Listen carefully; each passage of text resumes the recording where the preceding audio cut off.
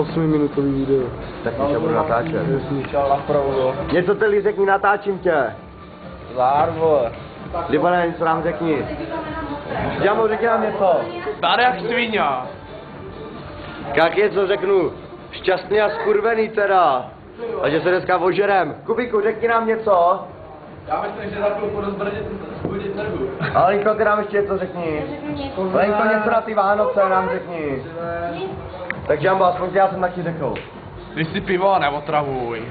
A Zakin ještě? Zakin. Tak aspoň ukaž, jak piješ. Ne. Ukaž, jak piješ, Zakine. Ne. Už to máš očištěný. Nemám, ještě mi nespadlo pino. No to se. Já ti dám svoje, Zakine, pivo, tam už je spadla pina. Ale že už neřekl, vole. Jožine, řekni nám něco, natáčíme. A ještě něco? Čistý už se, pičo.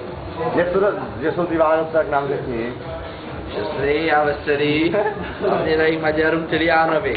A co nám řekneš tomu ty? Natáčme. Pojďte sem, pane, pojďte sem. Natáčíme. Tam nejde vidět, ty vole, mrha. Hej, pojď sem blíž na světlo, pojď tam. Joži, jdeme sem na světlo. Marisa. Jo? Sedni si, Maris. Sedni si.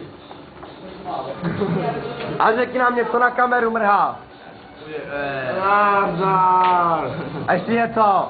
Zdar lidi.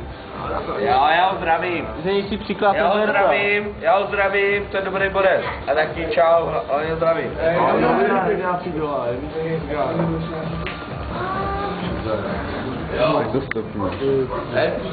Tak všichni nazdar.